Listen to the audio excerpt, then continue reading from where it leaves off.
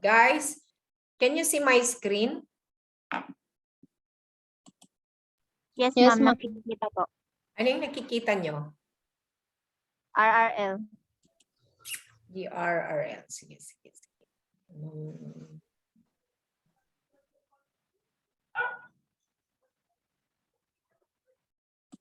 Kanya, ito nangyari ito kanya ko.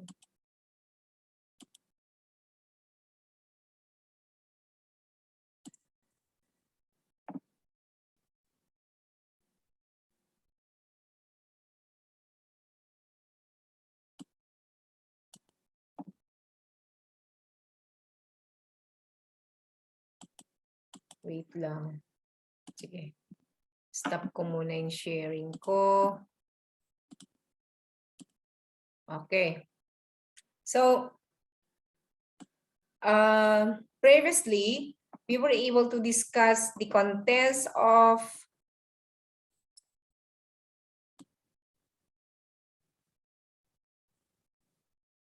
chapter 1, right? Natapos natin yung contents ng chapter 1. Were we able to discuss the objective? Win, nalpas sa day 2 and then the scope and the limitations? Natapos ba natin ito? Nalpasin. And then, okay. So we will start with the software, the chapter 2. Chapter 2, kita manjay ko format na pa yeah.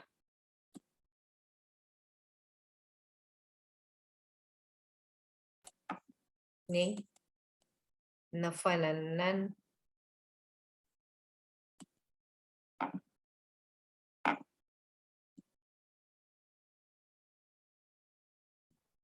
Ala, naglalaok.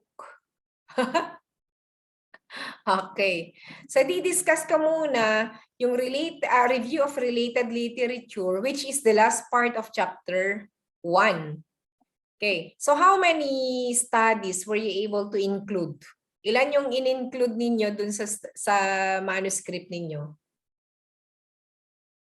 Usually, there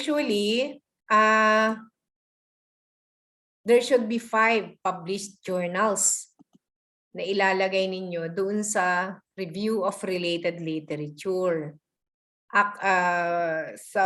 Sa ibang mga sa ibang mga disciplines, in other disciplines like thesis in Educ, in CAS, they are very strict with the undergraduate na requirement for RRL wherein 50 dapat yung related studies nila.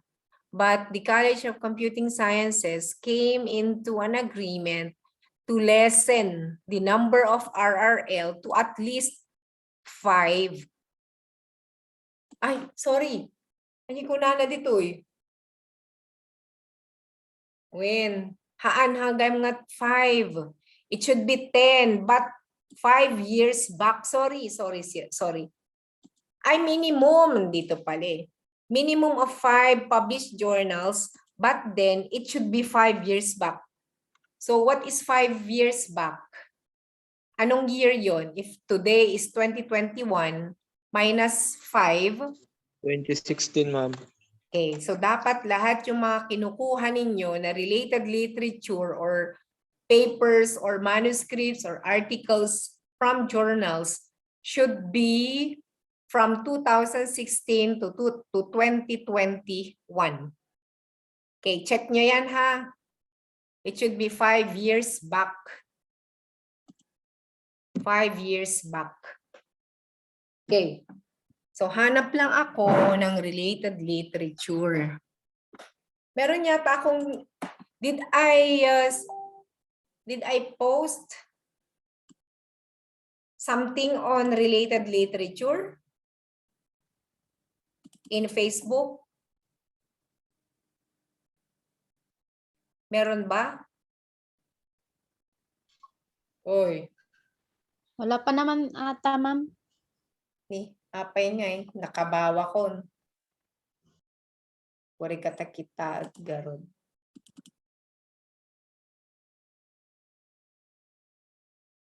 Kalkalpas lang kami ti Kwami. Ti meeting ni.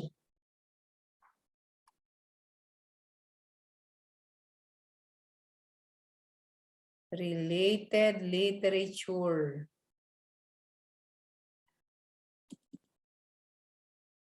Grouping. Wala.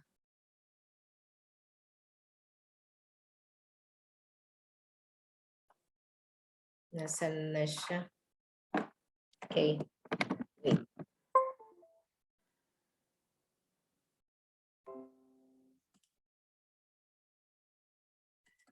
Hanapin ko lang.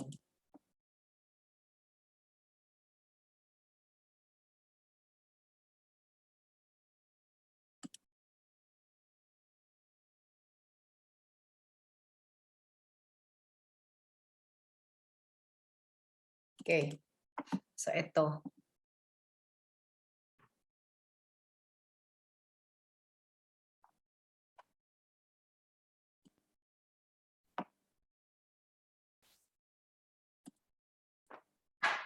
So, I will stop my sharing to share another.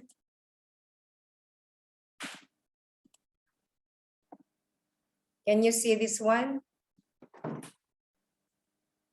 Is the screen size okay with you? Nakikita nyo yung sample literature review? Yes, ma'am. Naisusum naman po.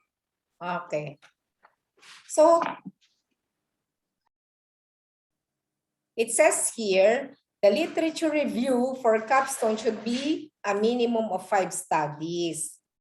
Now, how will you do it? You have to start with an introduction to the topic being tackled. So for example, yung information system, if you are trying to, if your capstone is on information system, then you try looking into studies related to information system.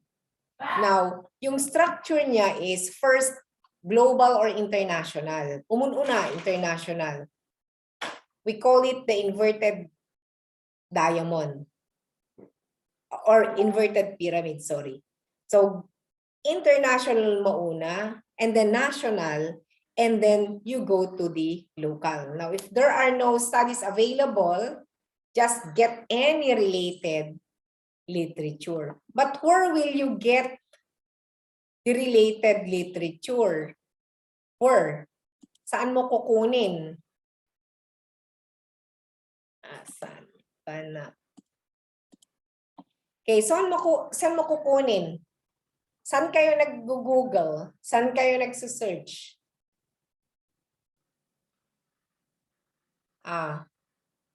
Jay lang Google niya.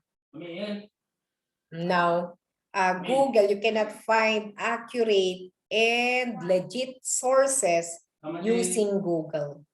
When you are looking into journals or legit journals, you need to look into Google Scholar. Ito, ikaka-copy paste ko. Ayan na niya, i-share ko.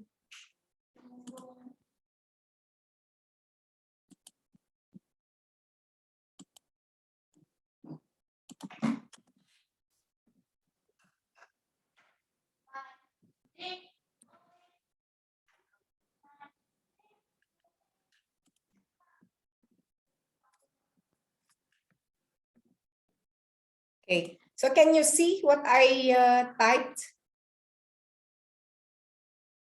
Yes, ma'am. Nakita niyo yung tinype ko? Yes, Ay, yung ma'am. pinapipaste, yung pinaste ko?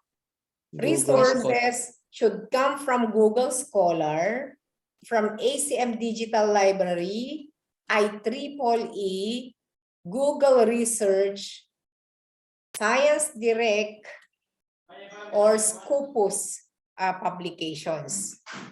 So pupunta kayo doon sa mga sites ng mga to, and then you type your keyword. Kung ano yung topic ninyo, yun dapat nakalagay doon sa keyword ninyo dun sa abstract nyo. For example, information system yung ginagawa ninyo, one of your keywords should be information system. Like in the case of the study of Kyle's group, di ba, student information system, ano, Alona?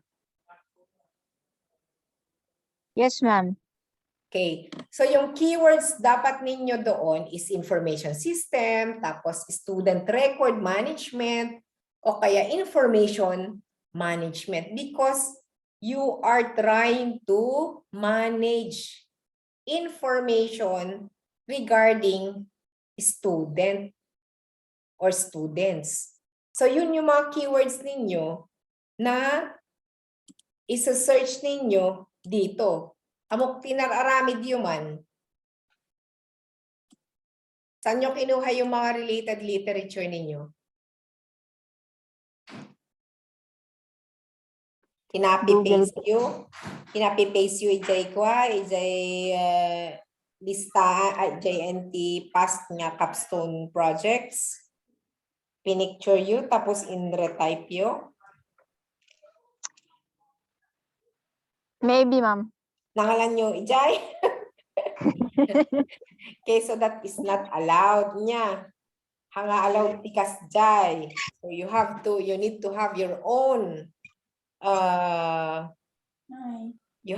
you need to have your own references. Kung gusto mong i-cite yung nakita mo doon sa Capstone nung previous na students, you may cite, but you have to rephrase it. And then do not forget to get the author of that phrase or that claim or that statement or that paragraph. Okay? So going back to this, okay. Ito yung mga sources natin. Next is, di ba, naikuan mo na, nag-introduce ka na. Information system is chuba. Governments are using the information system to leverage productivity and chuba and minimize problems encountered in the existing system or in the traditional system. And since information is a great asset to the community, to the organization, it has to be managed efficiently. Kunwari yun yung starting paragraph mo. Next is computerized information system. Unang-una, information muna. How is information being managed traditionally? And then, papasok ka na dun sa computerized na information management or information system. And then next, pasok ka na doon sa student record management. How do or what are some studies that studied or focused on managing student records? So yun yung mga isa-cite mo. Even with yung ikalawang paragraph, di ba magsa-cite ka doon. According to, like this. Managing student records is very important because it will minimize loss of data, it will minimize security of data, or it will eliminate or it will promote security of data. Yung ganun. That is according to that author. And then next, sasabihin mo na, nasabi mo na yung managing student records. Okay. So you look for studies wherein may mga nagawa ng student management systems. Like for example, yung study ni Marrero, Steve Marrero, niya yung first name na may isa. Yung study ni Marrero, a student information system, I think That is for the University of the Cordilleras and it's available online. But I do not want you to cite it, Kuma, because it's already outdated. But since that would be a good reference and that would be a good starting point of discussion for that particular topic na student information management, you may use it. So, sabi ni Marrero, yung ginawa nila, this is what the University of the Cordilleras did. Okay, so they made a student information system that did like this, and it has the following features. Okay, so yun yung sinabi ni Marrero. Gumawa daw sila ng isang student information system na nagfo-focus on those features. Okay. So, next author. Si author X naman, gumawa naman siya ng student information management system which has the following features. Okay? Pero web-based siya. So web-based siya or internet-based siya. Si author C naman, gumawa naman ng information system na gamit ang ganitong computers. Kunwari, mainframe computers. Okay? So, what are the gaps now? So makikita mo ano yung mga gaps, ano yung mga ginawa nila dun sa concluding part ha, dun sa concluding part, ito na. Ito yung concluding part. What has been done or what has not been done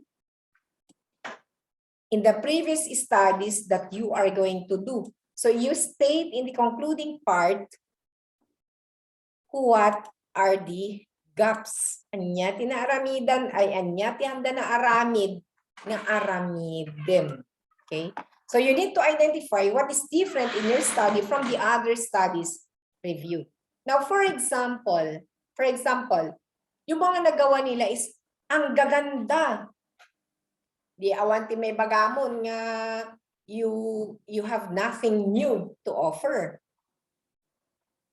Anya ngay tiko, what is your edge? Awan mo't may ibagam tayo, naaramid mo ni kastuyan, nagawa na ni X, nagawa na ni Y, nagawa na ni Steve. So, how will you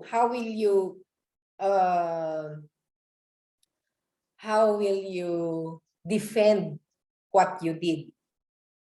Eh, syempre, sasabihin mo, tignan mo yung ginawa ni Steve, that is for the University of the Cordilleras, wherein it caters to to students belonging to the class B, A to C siguro, sige, A to C. That is a private institution. And private institutions have their own needs. They have their own means. Ada sarili na nga budget and everything. Okay? Si Y naman, web-based siya. Kasi lahat ng teachers doon, they are capable of using the net without being disturbed by signal interferences. So tuloy-tuloy ang signal nila, walang problema sa kanila. Ngayon, bakit mo ginawa yon? Yung proposal mo. So ang sasabihin mo na lang doon is, syempre, yung ginawa namin, this is for public school. This is for public school and cannot purchase those done by X, Y, and Steven. And also, the needs of the school may be different Since it is a public school, it may be different from the needs of the private schools. So yun yung gap. Nagawa nga nila. Pero kaya bang bilhin ng Lawig National or anong school yung kwan? Alona? Anong school yung sa inyo? Ah? Happy National High School po. Happy, Okay, ma'am. Hapid. Kaya bang bilhin ni Hapid National High School yung mga nagawa na nila? O hindi, di ba? Kasi nga limited ang pera ng public schools. So yun ang ilagay mo dito sa concluding part. Kasi nagaramid ti review of related literature. I-discuss mo niya ba na ginarami doon? Ano ba yung mga nagawa na? Tapos, ano ang gagawin mo na wala sa kanila? Or ano ang diferensya or ano yung gap? Ano ang pwede mong maipagmalaki na wala doon sa mga nagawa na? That is the review of related literature. Now, kung wala kang makita na mas ikagaganda ng proposal mo kesa dun sa mga nagawa na, tignan mo sa financial aspect. Oo nga, nagawa na, ang gaganda. Pero kaya ba ng Hapid National High School na bilhin yung mga ginawa nila? Hindi, di ba? Kaya gumagawa ka ng proposal, ng solution to their problems because they cannot pay and they cannot buy those studies conducted before. Kahit pa sabihin natin napakaganda nun. Also, public schools have their own needs. It is customized. Yung gagawin ninyo, it is customized to the need of the public high school. Yung mga naka-commercialize kasi na iba, buo yung mga features niya. Samantalang pag in-house or customized, talagang kung ano yung kailangan nila, yun ang gagawin mo. Okay? So yun, that is the gap. Yun yung isosolve mo na hindi pwedeng isolve or hindi kayang isolve ng mga nagawa na. Oh. Example. Ito ginawa ko. Wait. Ala, nagatidog mo na ito yung sample ko. Okay, I will start from here na lang, no? A few. This is my paper actually. So yung introduction na lang muna. Okay.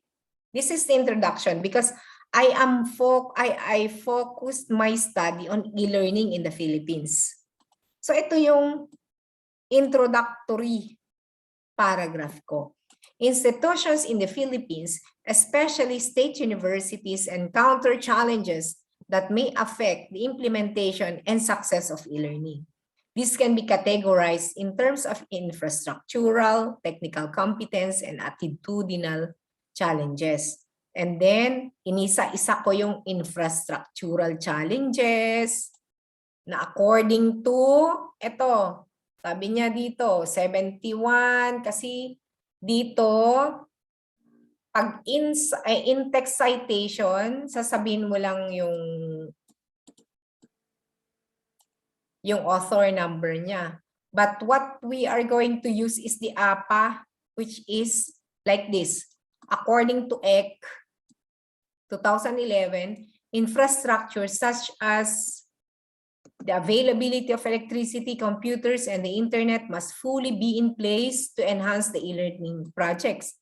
Granlan assert that the developing countries mainly face obstacles in infrastructure resources in information access. Okay? And then, meron na naman dito, attitudinal, according to Abel, attitudinal factors include, so inisa-isa ko yung mga problema inisa-isa ko yung mga challenges being encountered by or being encountered in the Philippines regarding e-learning readiness. Na sinasabi ko dito na maraming mga barriers kasi I am trying to point out that the literatures or in the literature, meron silang kulang. Merong kulang na factor to measure e-learning readiness. Okay, so iniisa-isa ko lahat ng aspects. And then, at the end, kitain nyo dyan end na. Okay, ito na.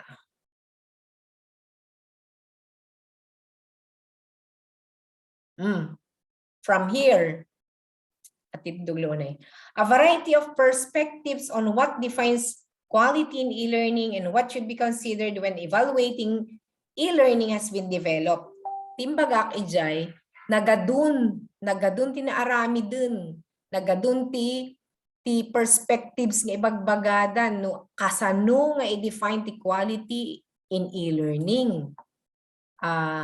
That could be or that should be considered when evaluating e-learning kunana that have been developed. Some studies mentioned above have addressed new factors pertaining to a single aspect or dimension, and some have developed frameworks. So kastoy aramidin yun niya. The study of Steve Marrero focused on like this and like this and like this. And then next, while the study of like this, it focused or it has the following features. Kasla-kasla lang. Now, within those studies, many approaches were developed. Kaslamot lang kuma. With the studies of Stephen and author X, the following features are present in each study or in each system or in their system. They are both or almost the same with the following features. And then the evaluation in many attempts tended to focus on the pedagogy only, the technology only, or a combination of both of them, and discarded many elements. Kasi nga, I was pointing out, as I have said a while ago, that some or those studies kulang. Kulang yung mga in-study ay yung mga studies nila, may mga missing na factors to measure e-learning. And some studies conducted evaluation after the introduction of the e-learning platform wherein readiness was not assessed. Majority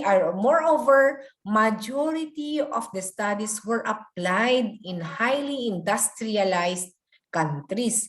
Ito yung sinasabi ko kanina, and thus not applicable to developing countries like the Philippines. Ito yung pinaka-conclusion ko. This is supported by another study which points out that every system has its own norms that can be effective in diffusing an innovation in its system. From this perspective, it can be said that these instruments may not work for organizations of other countries, especially developing countries like the Philippines. Moreover, the challenges encountered in each system may be different to other systems, thus, the importance of evaluating challenges individually must be given priority to identify intervention remedies for improvement. So, kasjay, so kailangan ko makita in your RRL the gap or the problem with the previous studies. Dapat makita ko yon. And then, the reason why you are now doing your proposal, the reason why your proposal is unique from the studies conducted. Oh, anya question. Okay, stop share ko.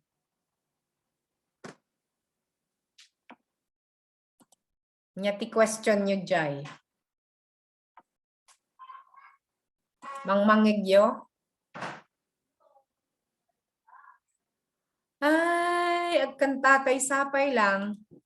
Did you understand that one? I will send or I will post the sample review of related literature to the Facebook page, to our Facebook page, so that you will try to understand what had been done and how to do it.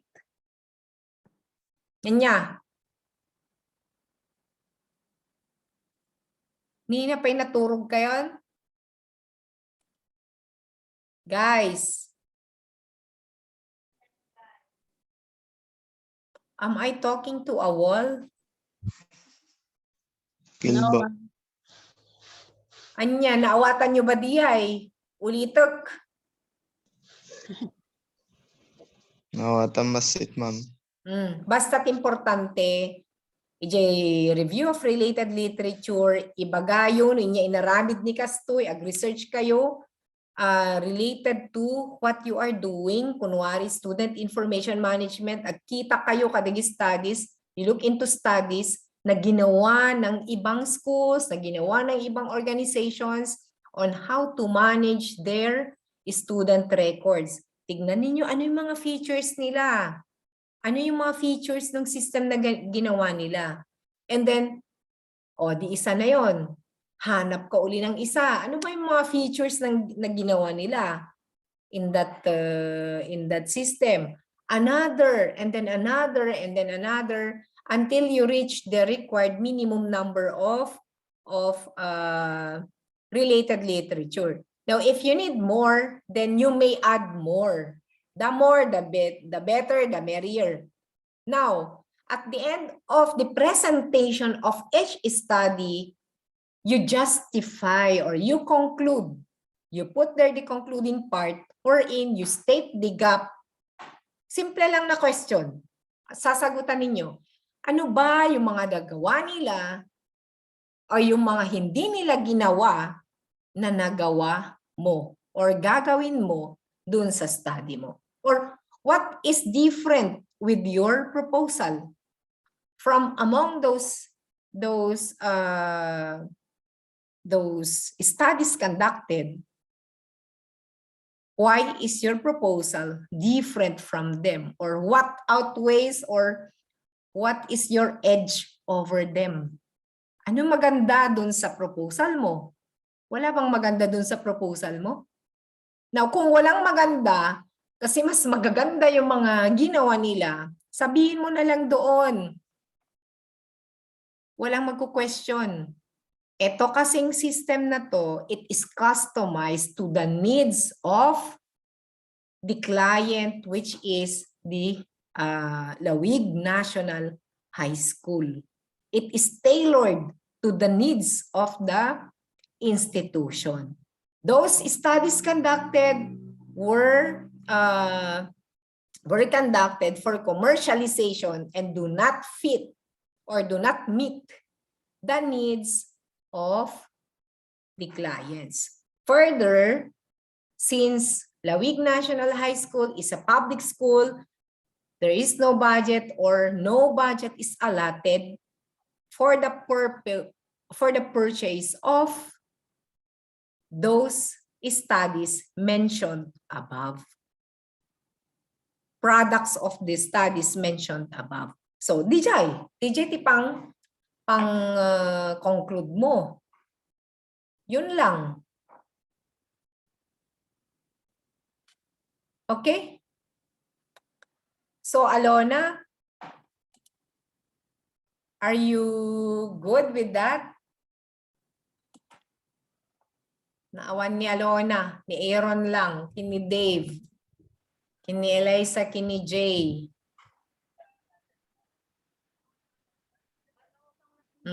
Remember, class, you need to finalize all your manuscripts and present it to your advisor until next week.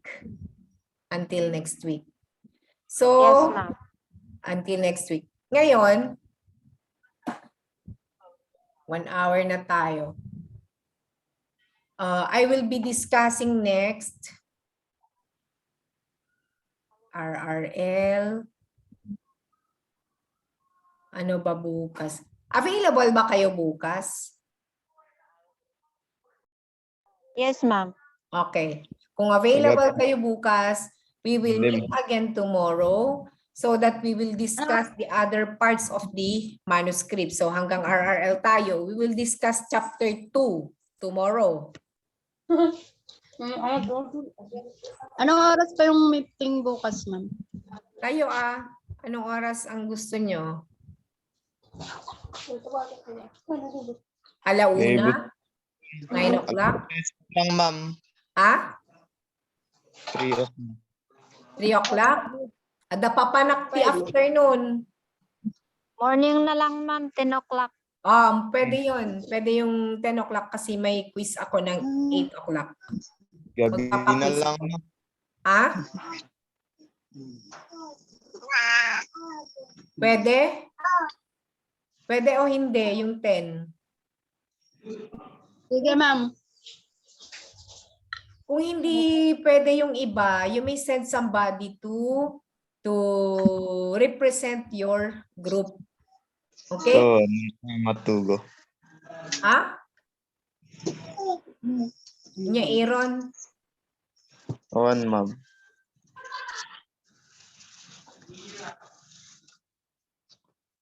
Okay, so we will meet tomorrow to discuss chapter 2. Hopefully, we will finish chapter 2 tomorrow. Palpasin tayo and then mabalin siguro on Friday, we will discuss some preliminaries which are important to your manuscript writing. Okay, so that would be all, and thank you for your cooperation and your presence.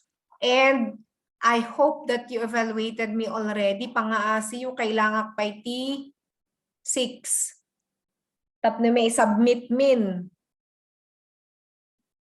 Hindi namin may submit yun kung hindi, if we are not going to reach the 50 students na nag-evaluate. Okay? You have questions? For the sake of those who are late, I will announce again that the defense is moved from 15 to 17 to 20 to 22. Bago Christmas. Tapno, maimas yung timangan ti handayo. Okay? So we will meet again tomorrow. So thank you. I will end now. Okay, goodbye. Bye, everyone. Bye, See ma'am. you tomorrow.